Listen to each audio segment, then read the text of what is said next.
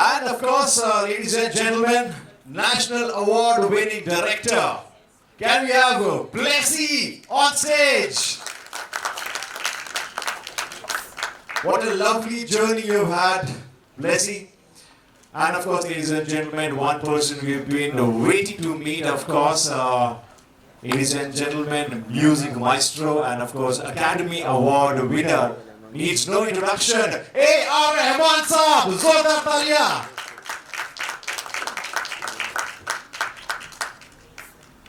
National Award winning lyricist, Prithviraj Joshi Saab, Zordar Talia, ladies and gentlemen.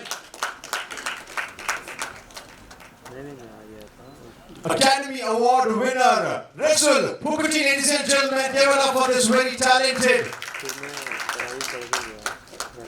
And of course, there's a small surprise for you. We have Hollywood actor Jimmy Jean Lewis. Give it up, ladies and gentlemen. Show some Indian love for this Hollywood actor. Can we have mics for the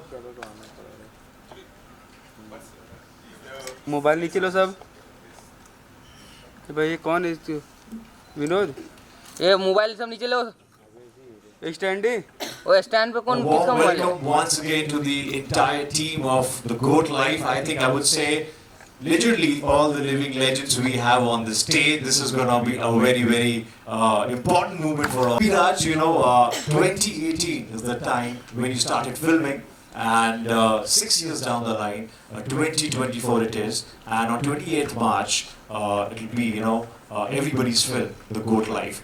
So, if you could just take us through the journey, and of course, we want to see your reaction, when you see it finally with the media, with the Indian audiences, the trailer. So, if you could just take us through. Thank you to all of you for being here today. It's a very special evening for all of us. It's a very special film. Not just for the team that's made it, but I think it's a very special film for multiple reasons, which we will speak about as time progresses. The journey didn't start in 2018. The journey started in 2009. 2008, 2009 is when Mr. Blessy got the rights to this wonderful book that was, of course, based on Mr. Najib's real life, written by Benjamin. And he one day called me and said, "I'd like to come and meet you." And in 2009, as it is even today, in the Malayalam film industry, when director Blessy calls you, you pick up your phone, right? Because he, much like back then, even today, he is one of the most coveted filmmakers the Malayalam industry has. And for us actors in Malayalam, a Blessy film is a box that all of us want to tick off at least once in our life. So, to go back to 2009, I am this young actor who's trying to come to terms with what I am, and how I'm trying to discover myself as an actor. Blessy, the Blessy calls me and says he's doing this dream film, which is his ultimate vision for his directorial career, and he wants me to play the lead in it. And I'm like, okay. So that's when the journey started. But it took us 10 years.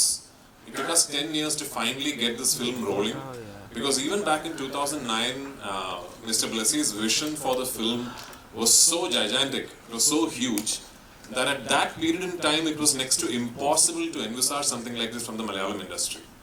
Luckily, in the 10 years that ensued, a lot of things changed, the industry dynamics changed, our revenue streams obviously became bigger and more proliferated, and finally, even though it still remained a huge risk when we started in 2018, finally we were able to do it.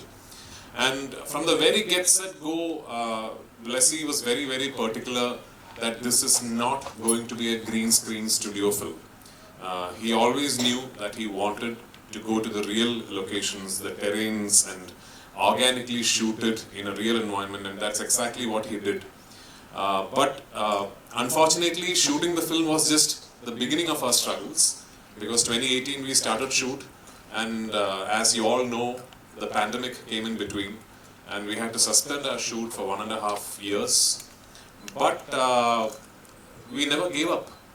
When the world reopened, we went back to Algeria, to the middle of the Sahara Desert, to Timi Moon.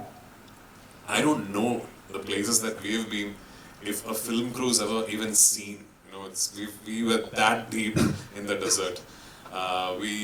Jimmy, myself, we shot in Algeria for a month. Then we came back to Jordan. We finished what we could not finish when we started in 2018. Then we finally came back to Kerala and wrapped the film in 2022. So it is an epic 16-year-long journey. I'm 41 years old, and 16 years of my life I've been associated with this film. That's a significant portion of one's life and a more than significant portion of one's adult life. So for me, on the 28th of March, many things culminate, only one of which is a film. So yeah, thank you for being part of this very special journey. Wow, I think this title of the film definitely goes with the journey of the film. Every breath is a battle indeed. Well said, Prithviraj. Now we are open to media for Q&A, so we can have quick questions, please.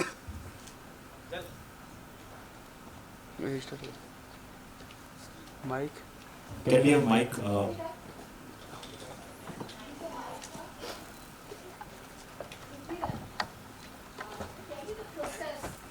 Wait.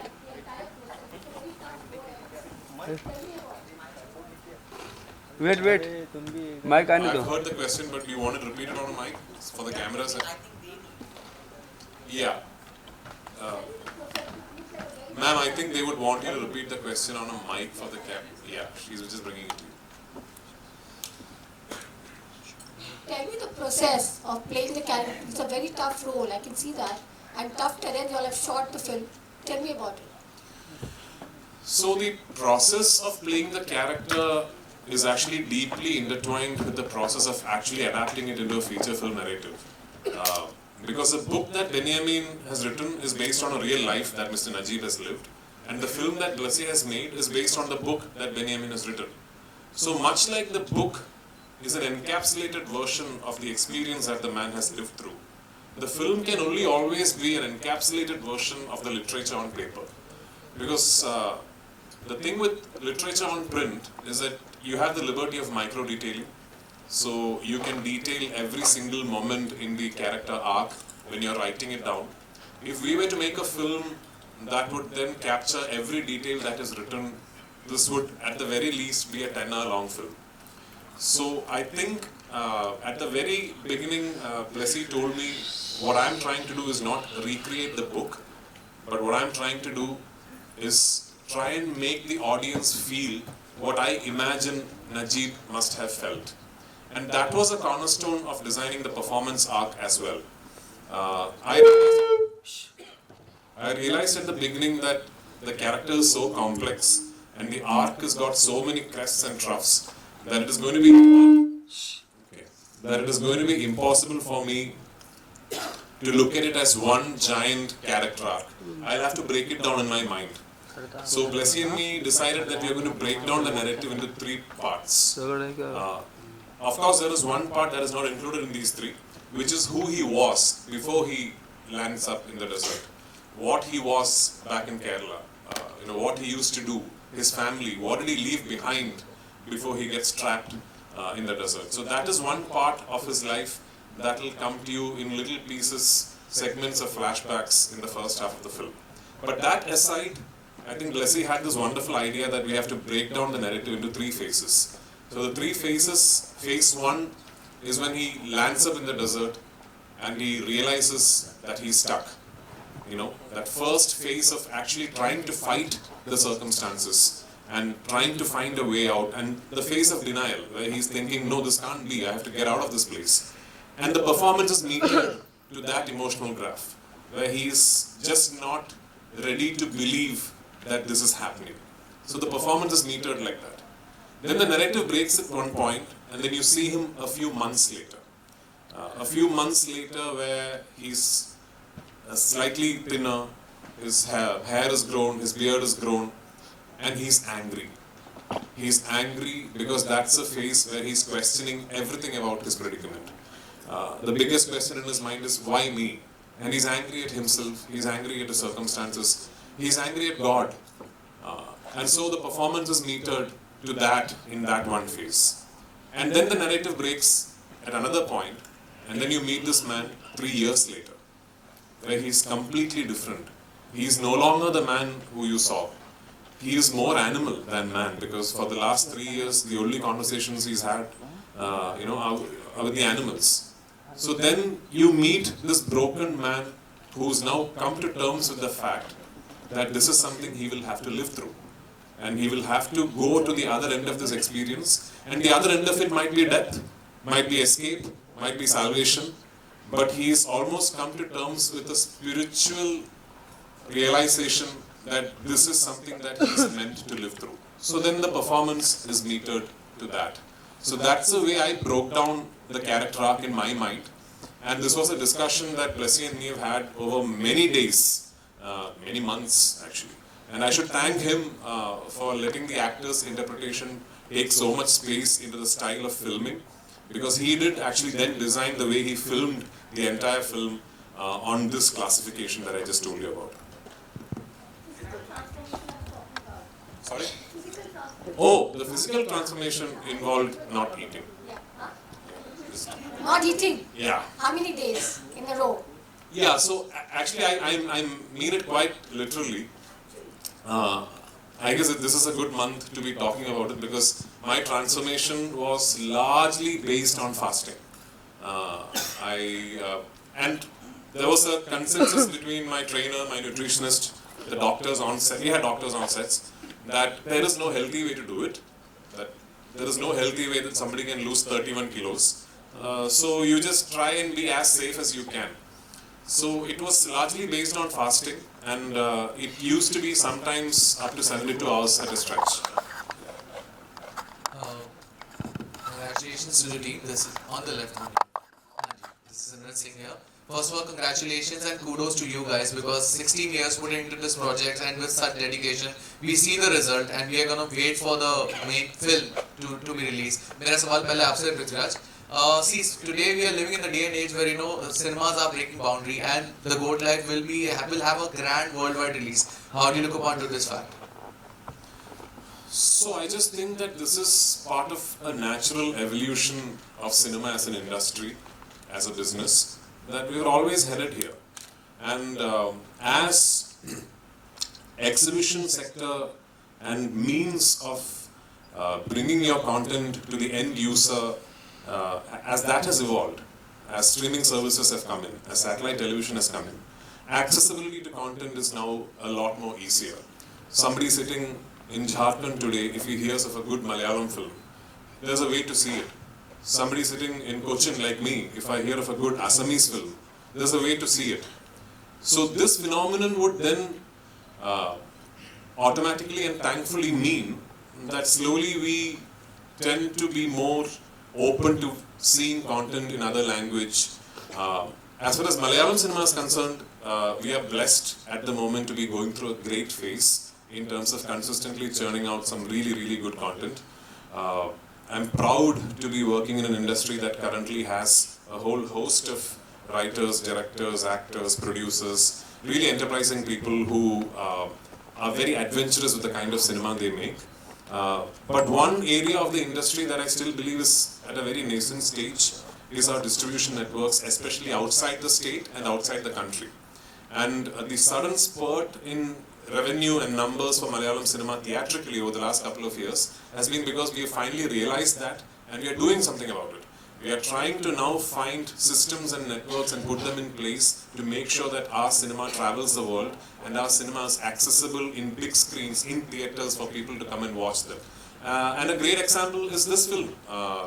The Goat Life is being distributed by Mr. Anu Terani in the northern circuits. It is being distributed by Red Giant in Tamil Nadu.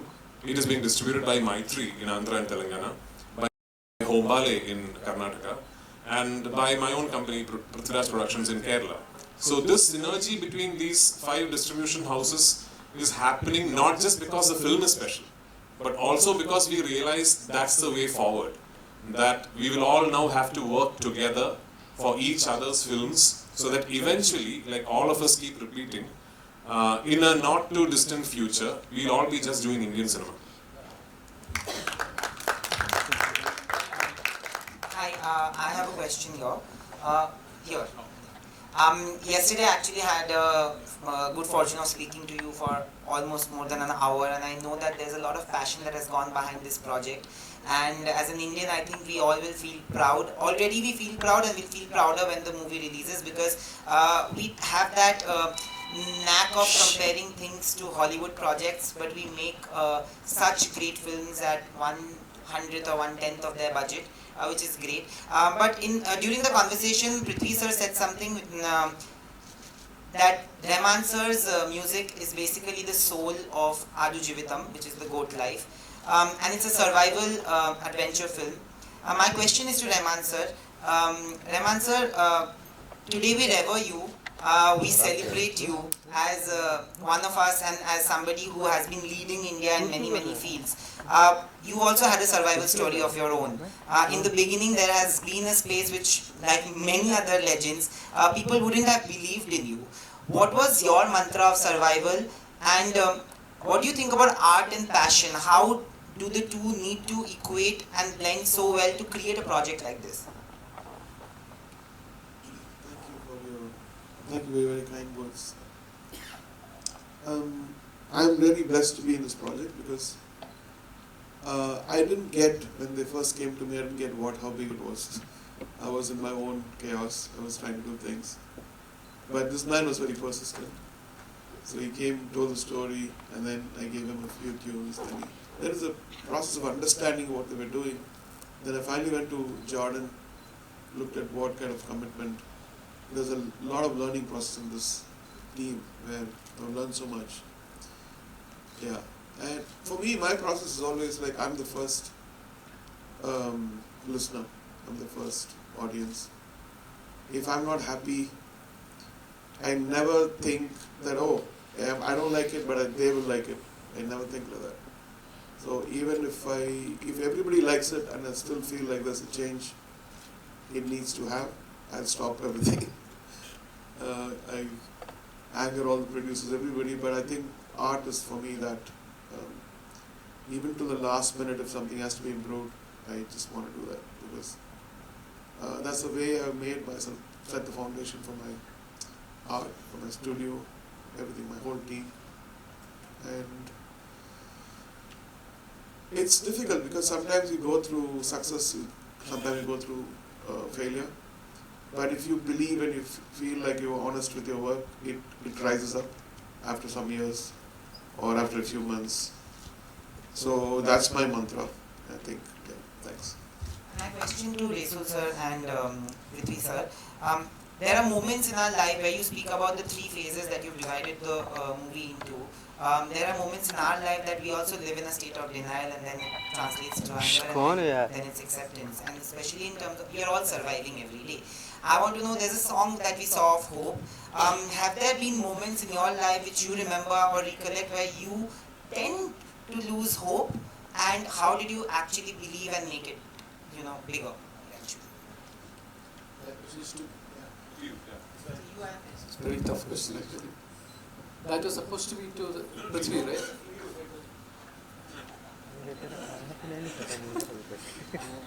Hope.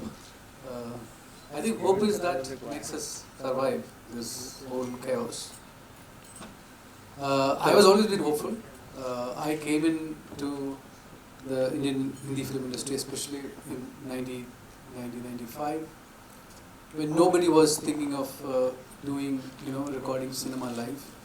And I always thought that, we in Indian cinema always keep actors as mimers, and I wanted to start that, in Indian cinema, and we started doing it very slowly and steadily. And when I came out of my film institute, there was less than 1% of Indian cinema was being shot live with live sound. And today, more than 55-60% of Indian cinema is adopted the technology and giving their audience the first-time performance of actors. The actors are willing to learn the lines and perform and live through that moment in their life, and imbibing and changing every moment of their acting in front of the camera is a life, a new life that they live. So for me, that is very, very important. That the 2 hours or 2.5 hours of time that you dedicate to watch a film is actually you're going through a lifetime of experience, you know, and I want that experience to be truthful, genuine, and I hoped, you know, I always thought when I was in the film school, either I was born in the wrong place or in the wrong time, but now I feel, looking back at my 25 years of my work and experience and what Indian cinema has gone through, and what the journey that, you know, both of us were able to make 15 years ago and years before that, I feel I am in the best time, I am in the best place, and that's because of only one factor: the hope that things will change, the hope that tomorrow is a better day.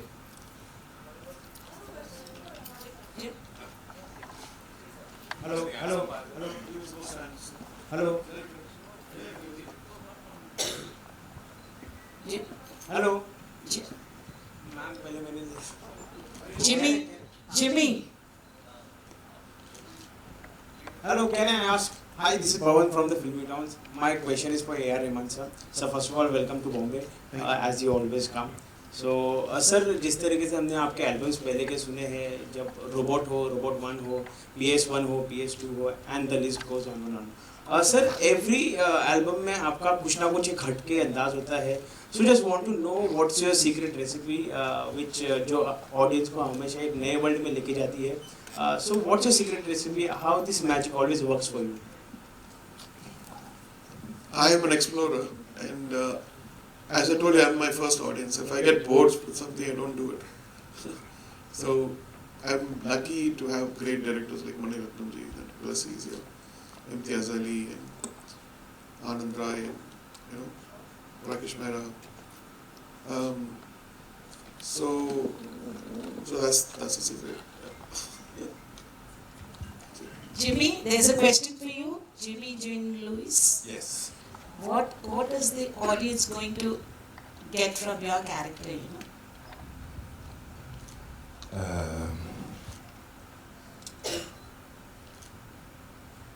Well, it's a character that appears in a moment where Najib's character was really in grave danger. He's almost like an angel that appears out of nowhere. I think what I would like the audience to go home with is the fact that you can decide to do something great for someone without expecting anything in return, just because of the sake of humanity. And if it does that, then I'll be happy.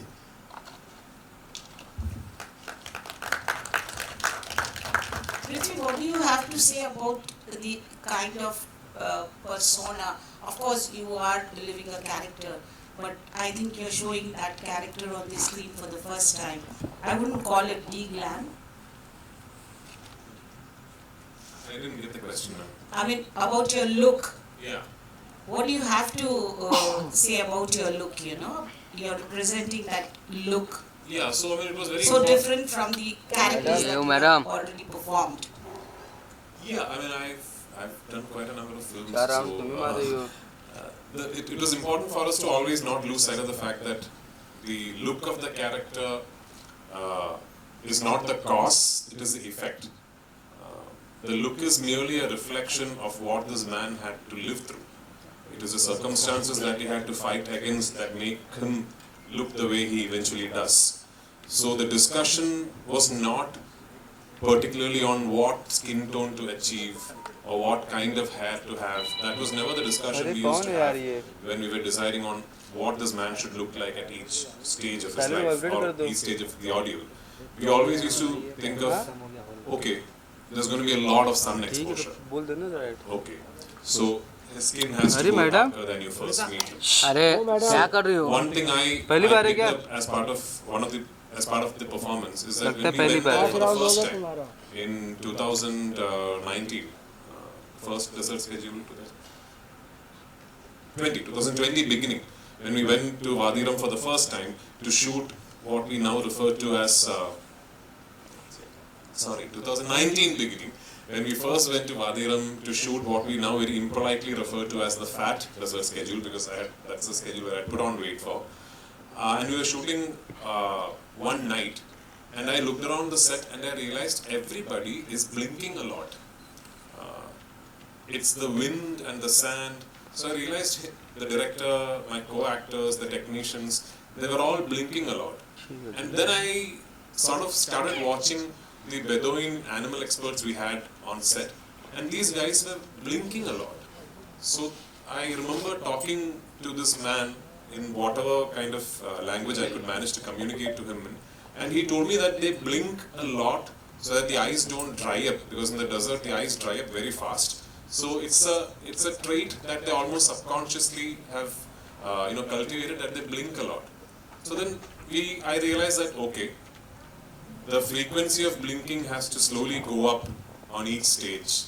Like the second stage he blinks more frequently, and at the end it's almost like a nervous twitch that he has, that he keeps blinking. So the appearance, the mannerisms, everything came about through discussions like these. And plus we had a makeup artist who I truly believe is one of India's finest talents. His name is Ranjit Ambadi. There were days when Mr. Blessy is a very easy filmmaker to work with, because he sometimes does the first shot at 3 AM and all that. So yeah, there were days when Ranjit and me had to be up at midnight, and I mean at 12 at midnight, and I had to start my makeup at 12:30 and finish my makeup by around 2:30, 2:45, and be there at the desert to start shoot. And this is not like one off day, many days like that. This is a wonderful team that I had. We have a mind-blowing cinematographer called Sunil KS, who, I mean, the visuals that you've just seen are just tip of the iceberg. The way Sunil has made me look, made Jimmy look, made the other actors look. So it's just a team effort. It's not the way the character looks, what you feel when you look at that man's face on screen. There are many people, many brains, a giant effort behind all that. Hi, Prasunji. My question was to you. So, I wanted to ask, while working on a film like Goat, which is a multilingual film, how do you approach writing the lyrics for the songs?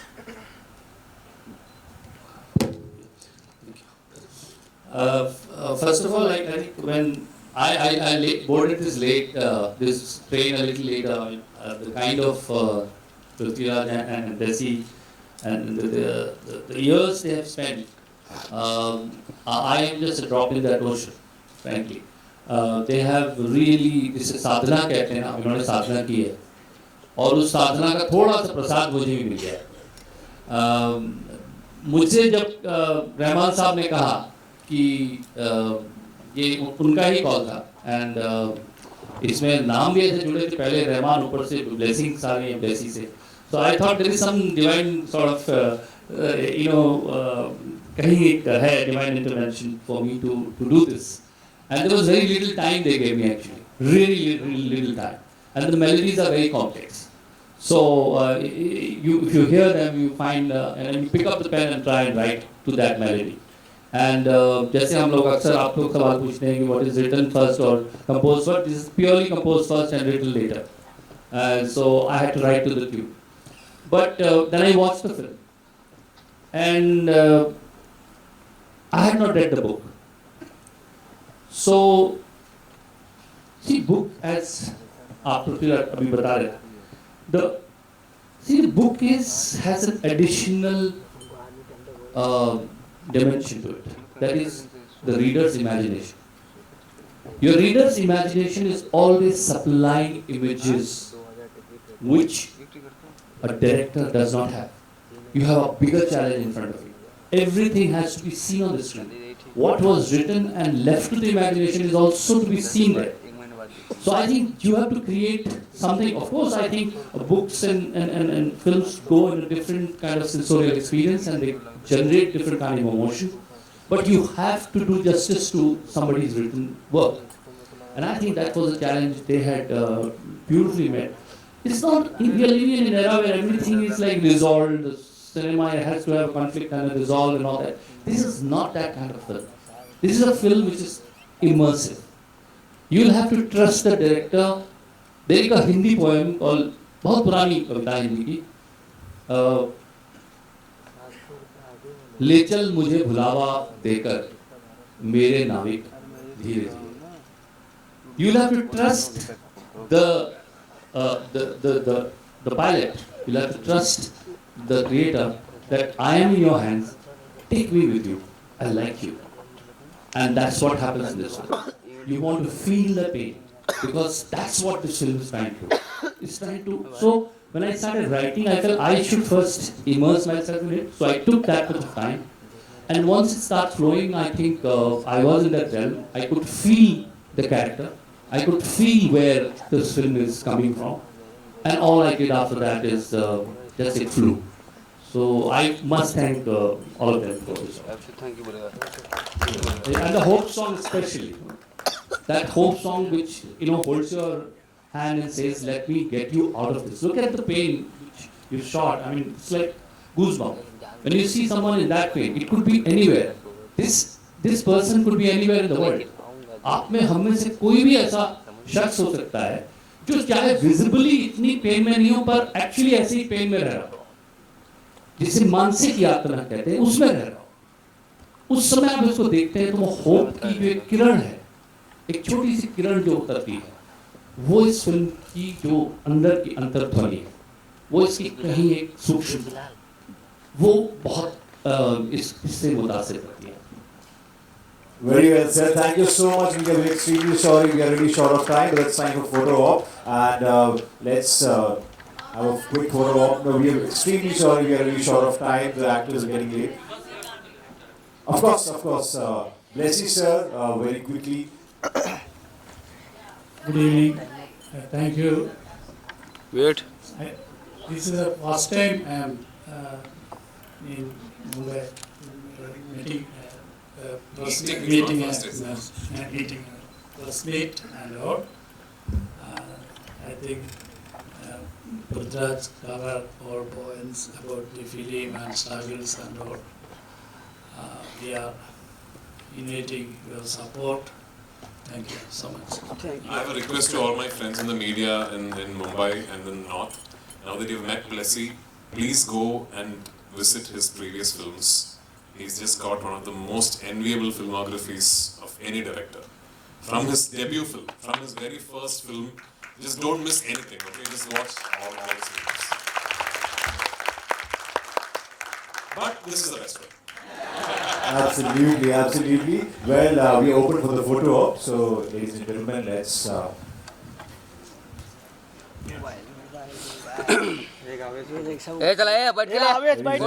The greatest ever survival adventure in Indian cinema, The Goat Life, will be released in theaters near you on 28 March 2024 in 5 languages: Hindi, Malayalam, Tamil, Telugu and Kannada. The Goat Life, the greatest ever survival adventure in Indian cinema. Every breath is a battle.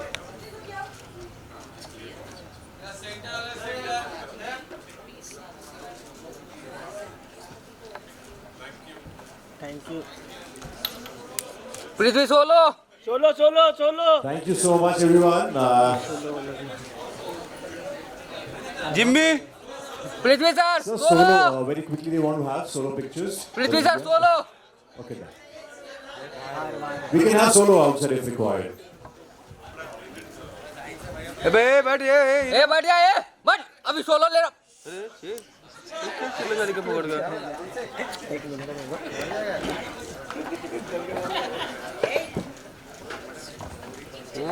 अरे बैठे भाई ये बात क्या है वो दूसरे वाली बात तो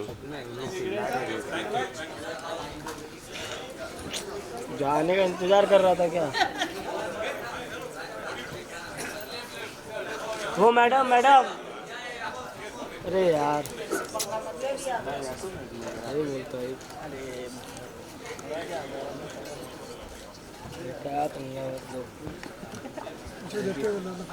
लोग निकाल दो मेहमान नहीं है